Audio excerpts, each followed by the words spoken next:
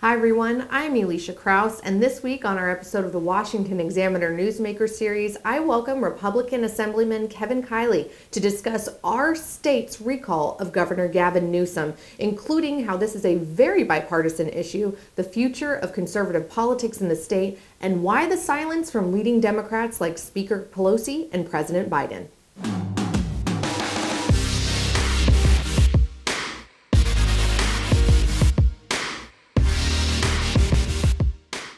Kevin, thank you so much for making time. I know you're really busy getting as many signatures as possible before the deadline this week. That's right. Race to the finish. You want to get every last signature in. So I am a newish California resident. My husband and I have been here, almost 9 years. A lot of people in California, especially in Los Angeles County where I reside, it's a very transient city. Like, you don't meet that many people from this state. Are you from the state, born and raised? I am, yeah. I grew up in the district I represent now, a little east of Sacramento. Okay, so you obviously have a passion for the state. What kind of led you to be one of the leaders in this recall battle with Governor Newsom? Well, just seeing the state falling apart under his watch, the way he has abused the public trust throughout the COVID-19 response, I think has been the worst of any governor in the entire country. And what's more, it's sort of taken the endemic problems, the endemic corruption of our state's politics, and just put it on steroids, for the world to see. And so I think that this is actually an opportunity not only to assure that Newsom doesn't cause any further damage, but also to fundamentally correct our course as a state and to set ourselves on a new path. So can you give me an elevator answer for myself and the rest of the nation that is currently watching this interview about exactly how does a recall work and why is California one of the few states that allows this? Sure. So the recall, you got to get a lot of signatures to actually get to trigger an election. It's like 12% of the number of people who voted in the last election for governor. So in this case, that's 1.5 million. We've well surpassed that. We're over 2 million now, although some fraction of those will be thrown out as invalid, but we think we have more than enough cushion. And so once it's officially determined that the threshold of signatures has been reached, then there's an election. And on your ballot, there'll just be two questions. Question number one is, do you want to recall Gavin Newsom from office? Yes or no? And then question two is, if he's recalled, which of these candidates do you want to replace him? And so you just need 50% plus one to remove him on question one. And then if you do reach that 50% mark, then whoever gets the most votes on question two becomes the new governor. And of course, Newsom's name can't be on the question two, correct? That's right. As much as he might like to be recalled and then be his own successor, that's not part of the way it was set up in 1911 when Hiram Johnson, sort of the progressive movement, that's the different meaning of the word progressive at that time, that was sweeping the nation, sort of put in these instruments of direct democracy into state constitutions. And the recall procedure was one of them that was approved by voters here. So you referenced progressivism there at the time was very different than it is today. Newsom's response, one of his spokesperson pretty much just said this is going to be a pain in the you-know-what. I don't know why people are doing it and spending the money on it. But you have argued that even Bernie bros are signing this petition. How did this become, so much during COVID, so much in American politics these days is very partisan. How did this become such a bipartisan issue? Well, I give Gavin Newsom all the credit.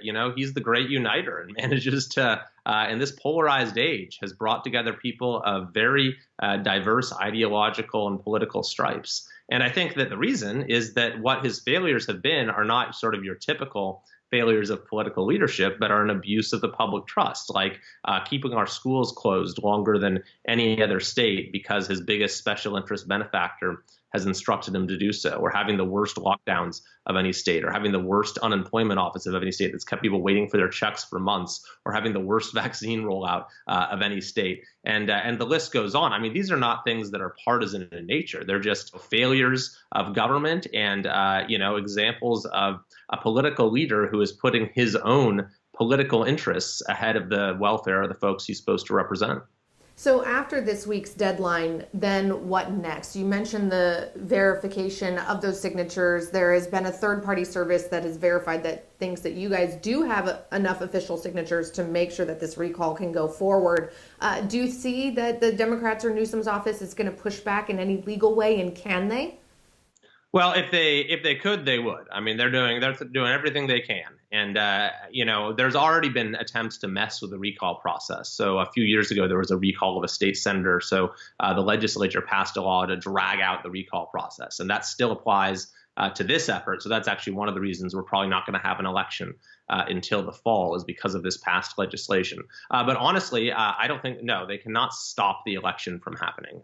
This is in the California Constitution. They can try to mess with it. They can try to stack the deck against it, but they can't stop it. And what is your response to the argument that this is solely being funded by the GOP and people in the Beltway and dark back rooms that are trying to rid California of our governor?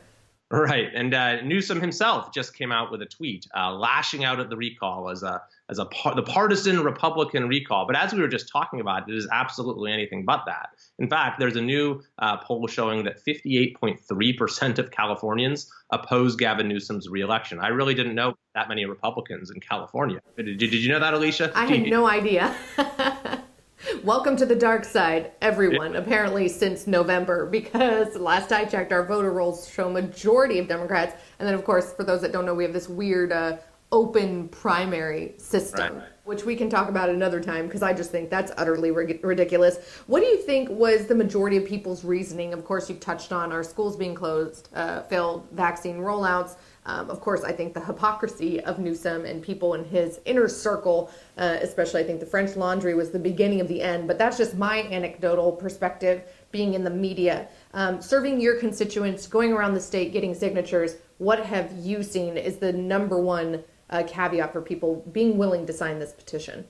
I think it's the schools issue, and that's the one that sort of cuts across, all demographics and all partisan affiliations, because we are literally, by actually quite a big margin, last in the country in getting our kids back to school. And Newsom was only one of only a few governors in the entire country that had any sort of state-level school closure order at all. But, as you mentioned, the French Laundry certainly played a role, but it was, not just because it was some gaffe or lapse in judgment by the governor, but because it just sort of exemplified and cast in sharp relief, all of the things that had gone wrong with California's COVID response. And so that's why it was a very powerful symbol, is because of all the failures that led up to it. Former Governor Jerry Brown used to, in my opinion, infamously say, so goes California, so then goes the rest of the nation. And I often tell people that's why it's so important to pay attention to California politics, because then it can seep out and affect the rest of our great country. We have seen now on the East Coast a rise in support from New York Democrats for Cuomo to step down.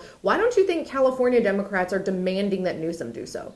That's an interesting question. And it's interesting that Newsom and Cuomo seem to be competing over who can be removed from office first these days, because, when this all started, Gavin Newsom was desperately trying to compete with Andrew Cuomo for press attention, unsuccessfly so, but he kept coming up with these sort of outrageous gambits and splashy announcements. Well, unfortunately, he doesn't have a brother that works for a major news network, but go on. That is true. That is true. Well, what is going to be interesting to watch is to see, Democrats are to some extent closing ranks around Newsom now, but whether that holds, I think remains to be seen. And the fact is, he's never had a particularly good relationship with our legislature. So the extent to which they're willing to go for bat to him, I think, is an open question. Speaking of people being willing to go to bat for them, the Biden administration has been pretty mum on the Cuomo situation in New York, although Leader Schumer did come out. And of course, he and Andrew have never had a good relationship. He and Governor Cuomo have never really liked each other, but Senator Chuck Schumer, a leader in the Democratic Party in the Senate, has said that he thinks that he should step down. Has anyone in the Beltway from the DNC or from the Governor's Association or the Biden White House even commented on the Newsom recall? So yes, a few weeks ago, his press secretary, using an official state account, by the way, put out a tweet saying that, Newsom and the president both want to get the pandemic under control. So, of course, he opposes any attempt to recall Newsom, which is like, can you imagine a more tepid endorsement? Nothing particularly good about Newsom, not even Biden himself saying it, but his press secretary. But I wanted to also touch on something you said a moment ago, Alicia, this idea that California what happens here will eventually spread. That's clearly what Newsom seems to think. He wrote this delusional letter to Joe Biden touting California's great policy innovations and said that California is the roadmap to success for the Biden administration. But I think the recall is a chance to show, no, California is a warning to the rest of the nation about what happens when your state government becomes entirely corrupted. So after this recall likely will successfully occur, do you see an opportunity for political transformation within the state? Absolutely. I think that is what is most exciting about this, is that this is totally scrambling the dynamics of politics in California. I've had something like 30 events throughout the state now promoting the recall. And the number one thing people tell me is they've never been involved in politics before. They have never even maybe paid that much attention to it. But now they're stepping up. They're out there. They've gathered 1,000 signatures. They're telling their friends. And that's when real political change happens. And I think over the course of the last year, people have seen our state government for what it is. Whether you're a Democrat or a Republican, what happens at our Capitol is something that no one should support because it's driven more by special interests than it is concern for the public good.